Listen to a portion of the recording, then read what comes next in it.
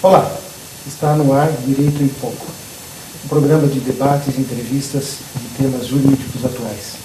É um programa semanal, todas as segundas-feiras às 19h30, pelo canal 3 da NET e nas redes sociais do TV Grande ABC e do jornal ABC Repórter.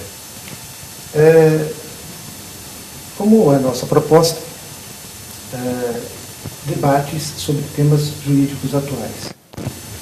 E o ano passado, em novembro do ano passado, entrou em vigor a reforma trabalhista. Dentre vários assuntos que têm merecido amplos debates, um tem chamado muita atenção, que é a questão da contribuição sindical. Essa contribuição sindical, ela se modificou no sentido de que se tornou facultativa, de acordo com a reforma trabalhista. E tendo tornado facultativa, os sindicatos têm se mostrado bastante resistentes, informando que entendem ser inconstitucional essa modificação. É um tema extremamente importante porque, de certa forma, abalou totalmente a estrutura do sistema sindical brasileiro. Anualmente, em torno de 3,5 bilhões de reais são arrecadados em contribuição sindical. Nós temos mais de 16 mil sindicatos no Brasil.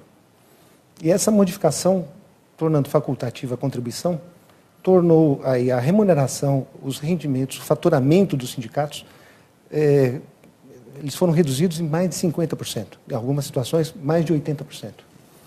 Então, vamos procurar entender um pouquinho hoje com os nossos entrevistados se, de fato, a contribuição sindical se tornou facultativa, se ela é constitucional, inconstitucional e quais os rumos dessa situação que tem tornado aqui a vida dos empresários muito difícil, porque não sabe se vão fazer essa contribuição, essa retenção ou não, os empregados, os sindicatos, enfim.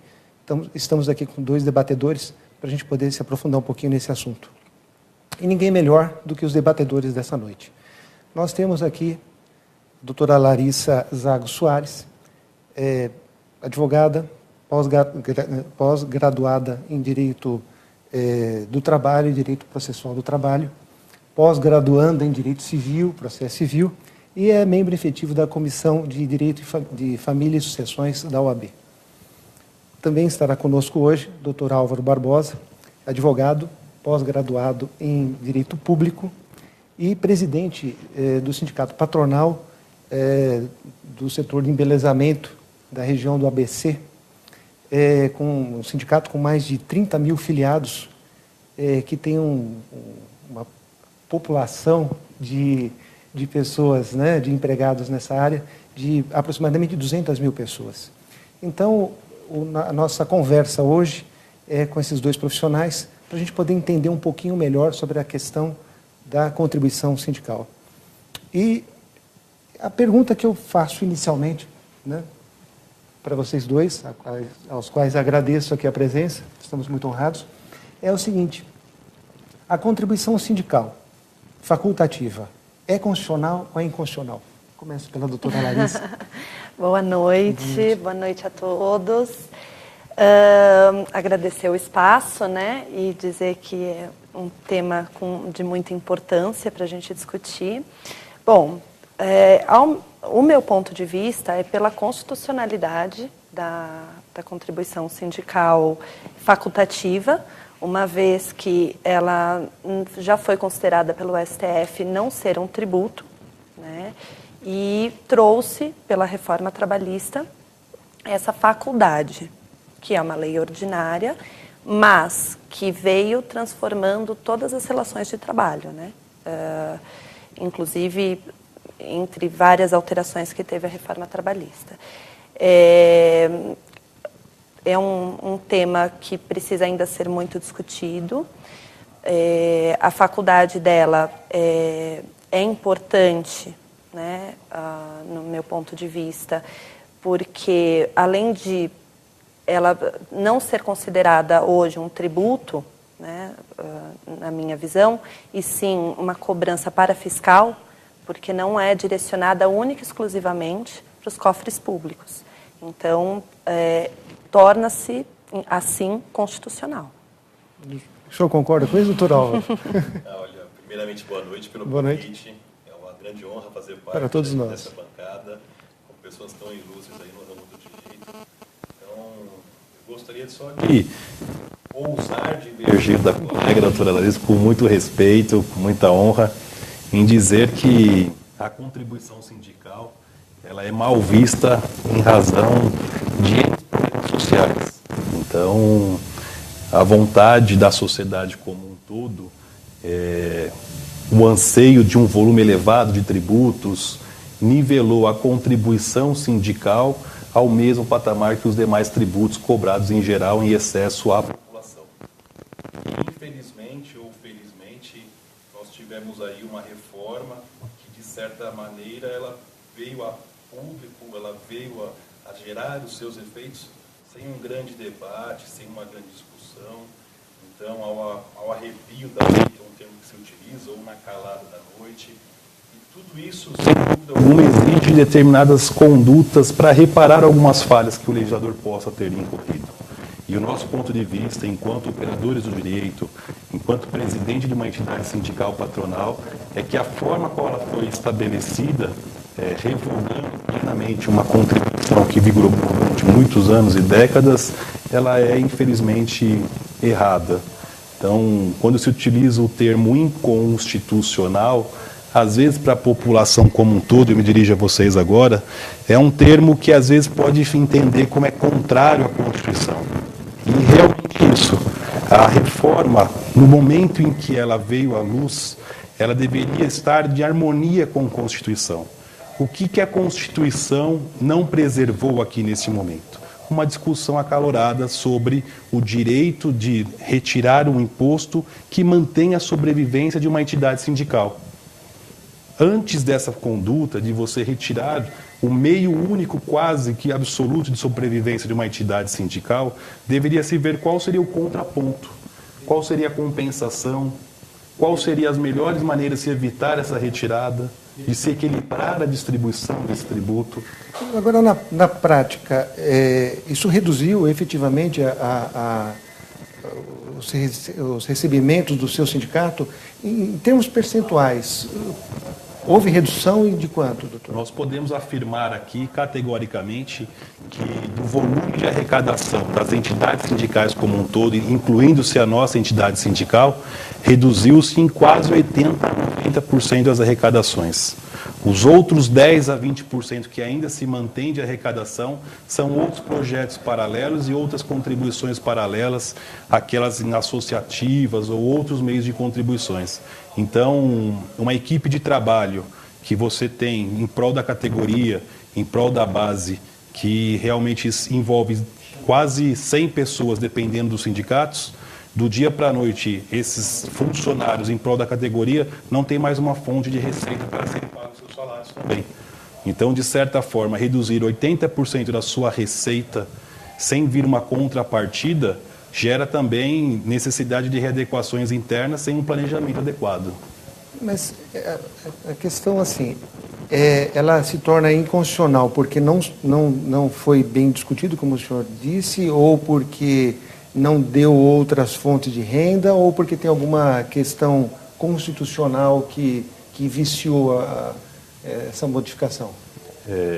Quando se diz inconstitucionalidade, existem alguns termos que é importante a população em geral entender. Entre eles está o chamado vício de iniciativa, às vezes a forma de legislação. Então, esses termos que às vezes podem parecer estranhos, se referem aos seguintes aspectos. Quando alguém propõe uma reforma, essa reforma tem que vir de quem tem direito de fazer essa proposição. Então, o executivo, ao fazer essa reforma trabalhista, deveria ter indicado uma chamada lei complementar, que exige um quórum mais qualificado, que exige um debate mais acalorado, e, infelizmente, isso não aconteceu. Por conta disso, é inconstitucional.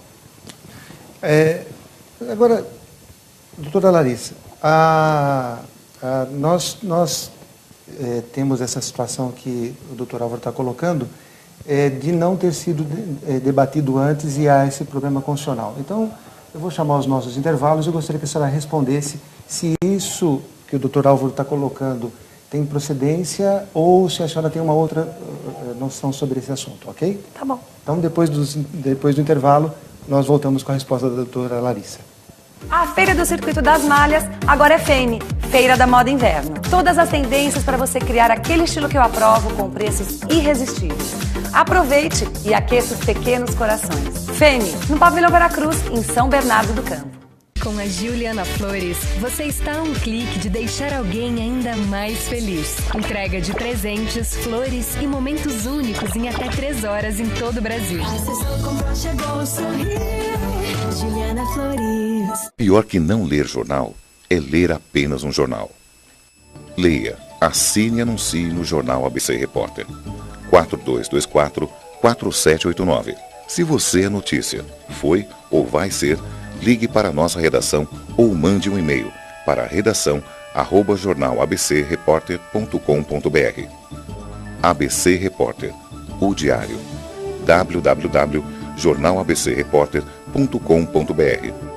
Empresário e empreendedor que me assiste, eu quero apresentar a você a empresa que cuida de toda a contabilidade da Público-Alvo TV, a Jaguar Contábil, uma empresa consolidada que há 42 anos vem cuidando da contabilidade de diversas empresas. Aqui você vai ter um atendimento especializado, uma equipe voltada para sanar todas as suas dúvidas e para realmente cuidar da sua empresa. E você vai poder focar naquilo que realmente você deve focar, que é fazer a sua empresa dar lucro. Você quer uma contabilidade que te dê respaldo, que realmente avalie se você está pagando menos ou mais impostos do que deveria? Essa empresa é a Jaguar Contábil. Ela fica aqui na Rua General Canavarro, 527, no bairro Campestre, em Santo André. O telefone é o 4992-5255, 4992-5255, e você pode também enviar o seu e-mail para jaguar@jaguarcontabil.com.br. Vem de uma vez por todas se livrar da dor de cabeça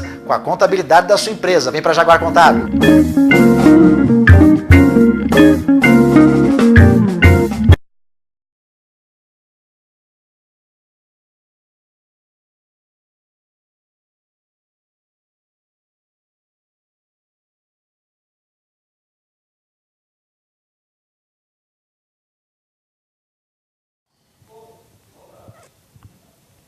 Estamos de volta.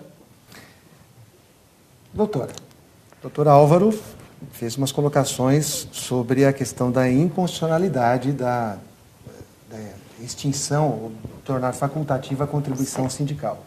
Ele aponta como principais argumentos a questão da necessidade de uma lei complementar e a questão que a matéria não foi muito debatida perante a sociedade. É isso, né, doutor? E o que a senhora diz a esse respeito? A reforma em si realmente não foi debatida e, no ponto de vista da Organização Internacional do Trabalho, a reforma num todo é considerada inconstitucional pela falta de discussão. Mas o ponto da contribuição sindical seria um ponto além, né, que veio junto com a reforma, mas que é vista como constitucional por alguns aspectos, por ser mudado ou não por lei complementar ou lei ordinária, e por ser uma contribuição sindical e não um imposto, né?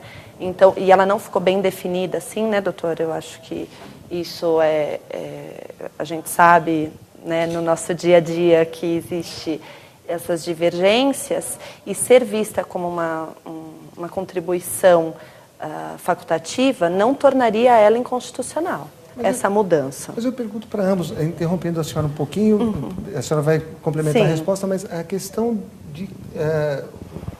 no processo legislativo, foram abertas audiências públicas para discussão. Seriam insuficientes essas... Né? Depois o senhor complementa, porque eu coloco os deputados, as duas câmaras legislativas, abriram audiências públicas. Talvez num período não tão grande, talvez não em grande número de frequência, mas aconteceram. Seriam insuficientes? no todo da reforma trabalhista? Sim, uma vez que, por exemplo, o Código de Processo Civil demorou 10 anos, né, entre discussões, aprovação, aplicação, e a reforma trabalhista foi discutida em 2 meses, e já aprovada e sancionada. E pela importância, né, e complexidade. Exatamente, e devido às relações de trabalho, inclusive a Organização Internacional do Trabalho fala justamente isso, tudo que vai excluir direitos ou vai mexer nos direitos do trabalhador precisa ser muito bem discutido.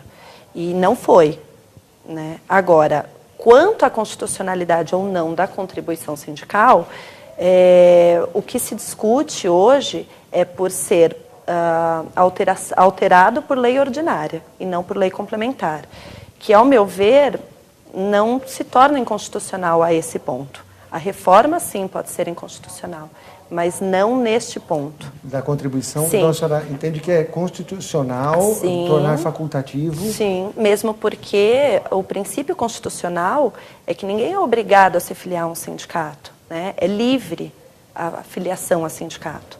Então, uma vez que traz isso como princípio constitucional, a própria Constituição já defende isso, né? E é um princípio constitucional.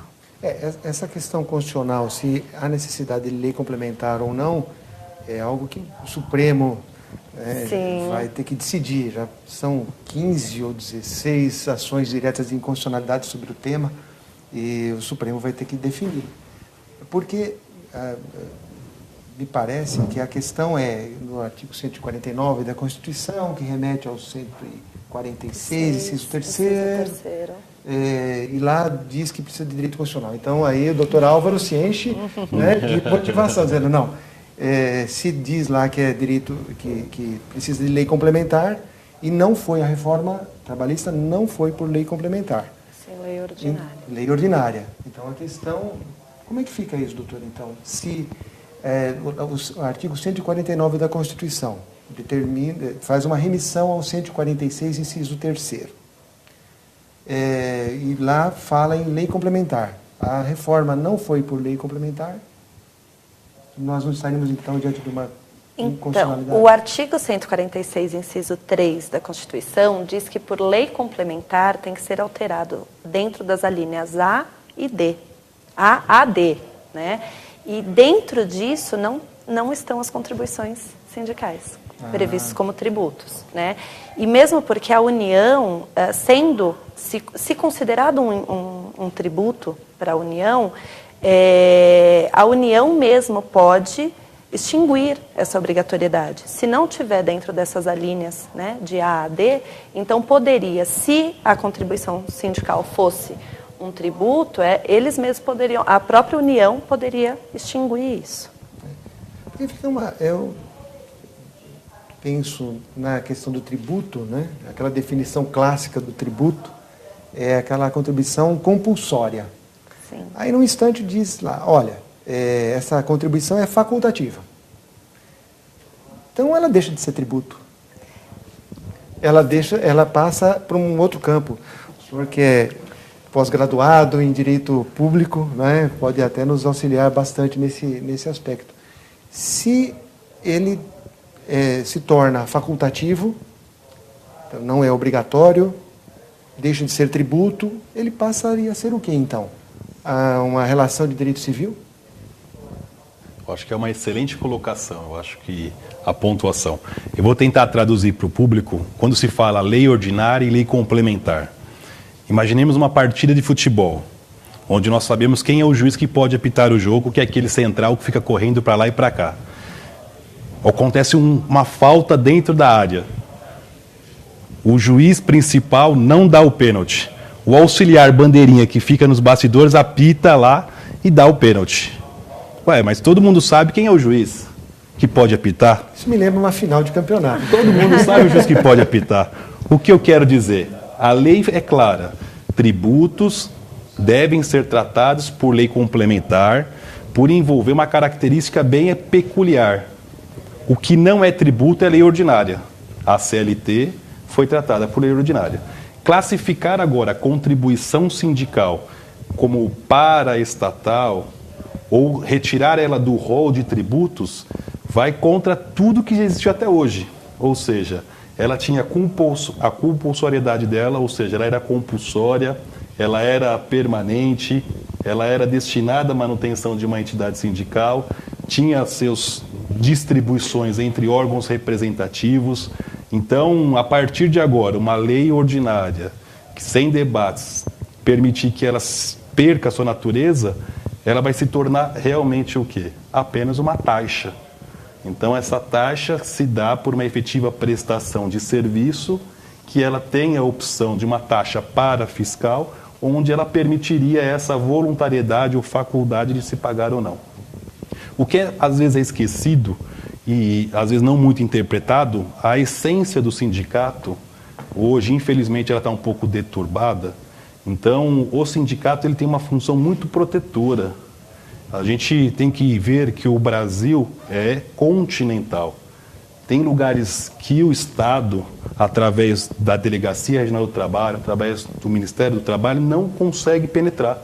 Não tem uma pessoa representando os direitos dos trabalhadores ou dos empregadores.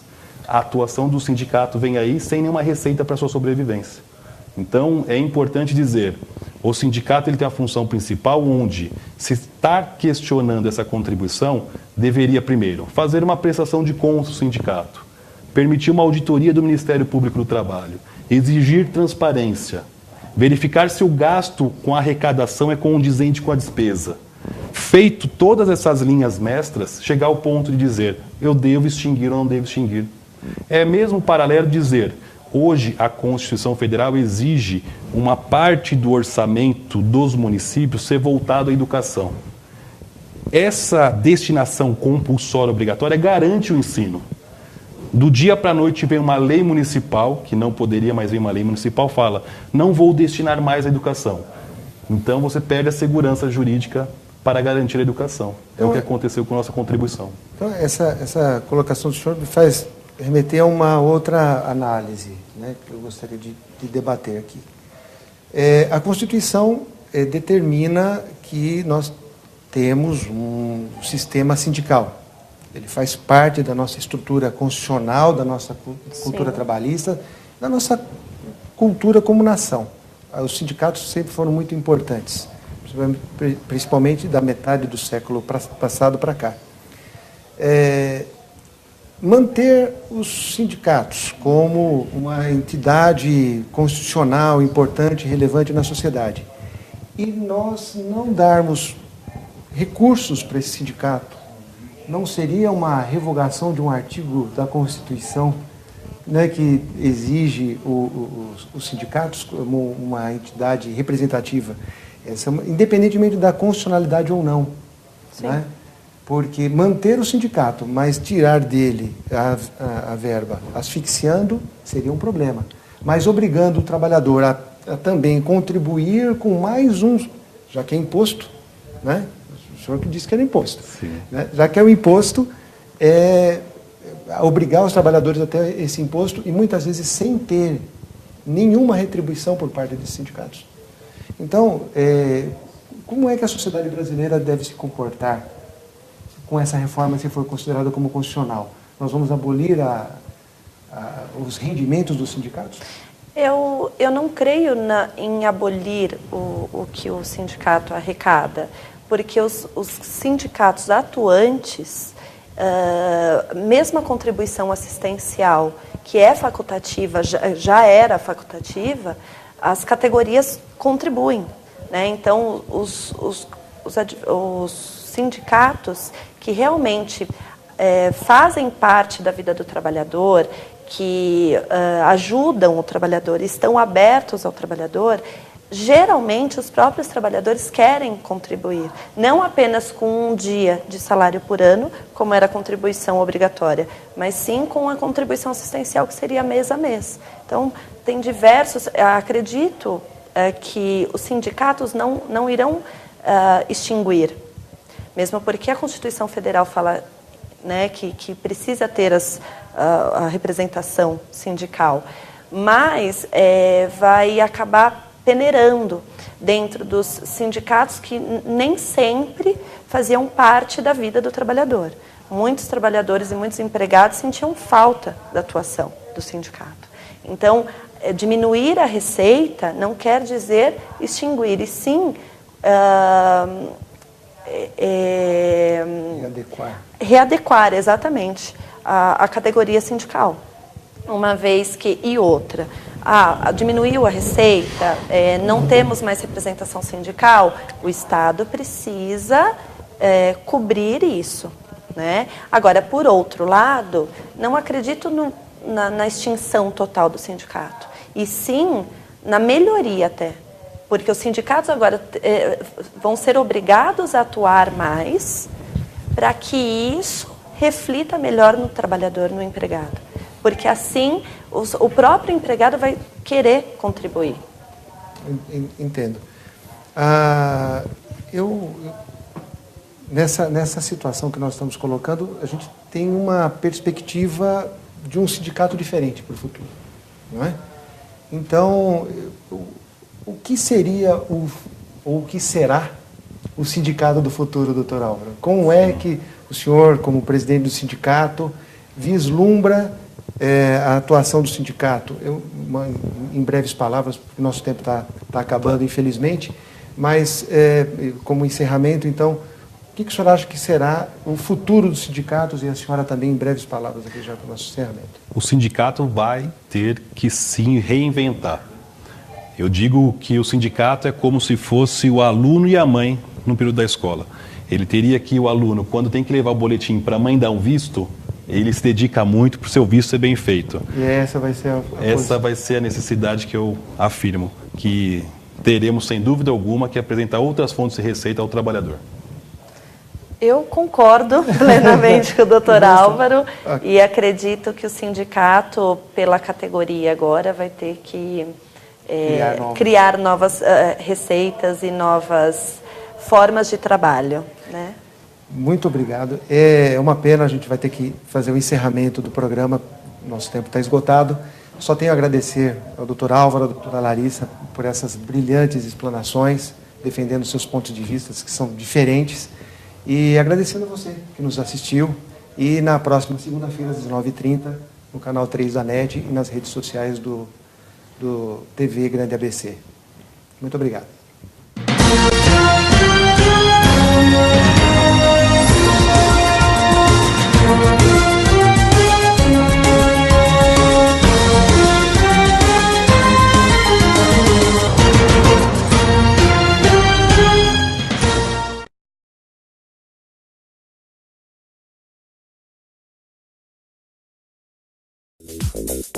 Onde tem lixo, Santo André vê responsabilidade. Preservar o meio ambiente tem volta. As famílias entregam conscientização e recebem qualidade de vida. Moradores ganham pontos para agir com cidadania. E a reciclagem faz o lixo virar oportunidade. Quando cada um faz sua parte, a vida melhora para todos. Semasa, Saneamento Ambiental e Prefeitura de Santo André. Movidos pela nossa gente. Orgulho em cuidar de você.